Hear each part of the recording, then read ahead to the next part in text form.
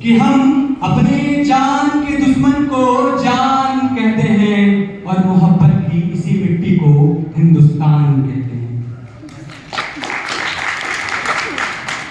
सम्मानित मंच, निर्णायक मंडली, पर्वत श्रोतागण एवं इस सभागार में उपस्थित युवा शक्ति को मैं दंडवत प्रणाम करता हूं।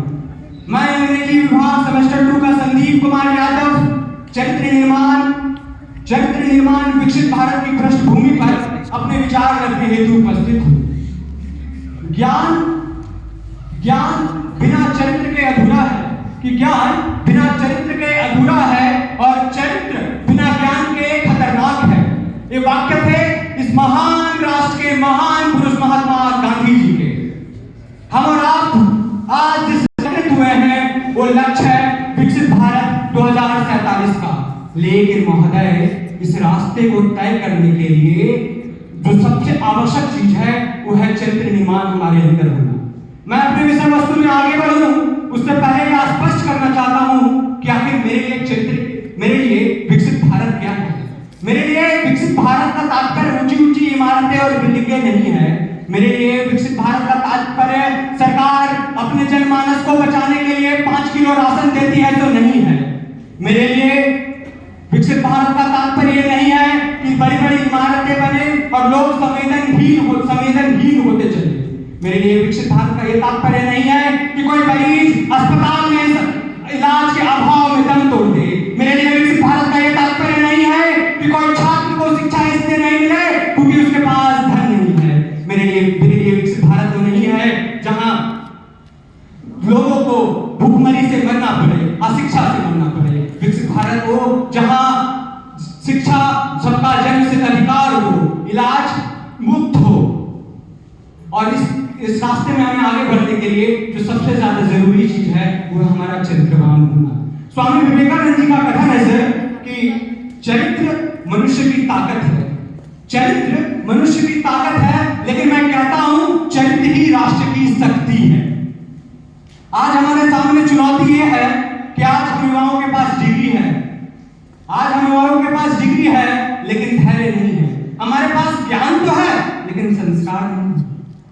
इसीलिए ये बहुत आवश्यक हो जाता है कि हम अपने चरित्र निर्माण पर ध्यान दें, क्योंकि यदि छात्र विद्यार्थी ईमानदार होंगे तो राजनीति ईमानदार होगी। यदि छात्र समझदार होंगे तो एक समझदार समाज होगा। अगर छात्र ईमानदार होंगे तो एक ईमानदार समाज बनेगा। चरित्रवान होना इसलिए भी जरूरी है ताकि हम अपनी जो गरिमा जिंदगी जी सकते हैं उसे जी सकें। आप सोचिए, आप एक चरित्रहीन व्यक्ति हैं और कहीं का प्रधानमंत्री बन गए तो क्या होगा उस देश का। आप कल्पना कीजिए महोदय उस युवा का, उस देश का जहां का युवा मानसिक रूप से दिवालिया, धार्मिक रूप से अंधा और राजनीतिक रूप से गंदा हो तो उस देश की क्या दुर्दशा होगी। लगातार हमारे देश के प्रधानमंत्री जी से लेकर हमारे अध्यापक गण तक हमारे चरित्र निर्माण पर ये बल देते हैं कि हम अपना चरित्र विकास करें।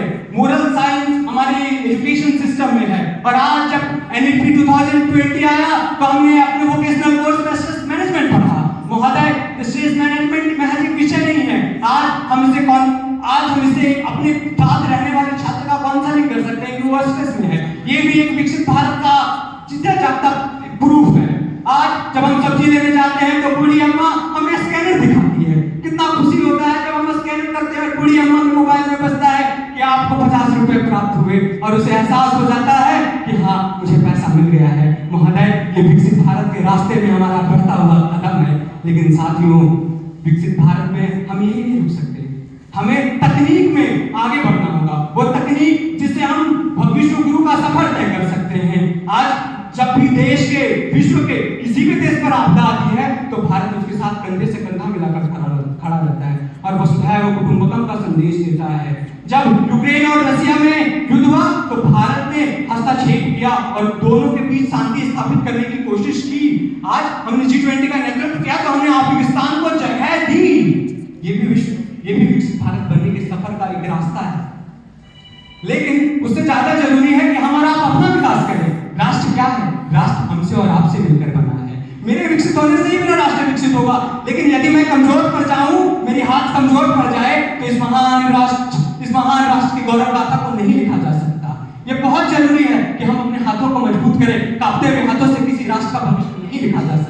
इतिहास इस बात की साक्ष्य है कि जिस भी देश के युवा ऊर्जावान रहे, सतर्क रहे, वह देश उन्नति के शिखरों को चुमा है। उसने उन्नति के शिखरों को चुमा है। आज भारत के युवाओं के सामने ये चुनौती है कि वो आगे बढ़े। आज जहां टेक्नोलॉजी अपने परचम सीमा पर है, वहीं पे साथ ये भी है उससे नुकसान भी कई हो रहे हैं। आज साइबर क्राइम बढ़ गया है, जो हमें पग पर चुनौती देता है और हमें अपनी चुनौती की कसौटी में जकड़े रहता है। आज युवाओं को उठना होगा और अपना कल्याण करना होगा, क्योंकि वे अपना कल्याण करेंगे तभी वे राष्ट्र का कल्याण कर पाएंगे। क्योंकि जब तक हमारी सोच नहीं बदलेगी, हमारा समाज नहीं बदलेगा। हमारे सोचने से हमारा समाज बदलेगा और हमारा समाज बदलने से हमारा देश बदलेगा और हम अपने विकसित भारत की यात्रा तय कर सकते हैं। मुझे एक से एक ये पंक्तियां याद आती है कि जमीन पे घर बनाया है मगर जन्नत में रहता हूँ। सर की जमीन पे घर बनाया है मगर जन्नत में रहता हूँ। ये मेरी खुशनसीबी है कि मैं भारत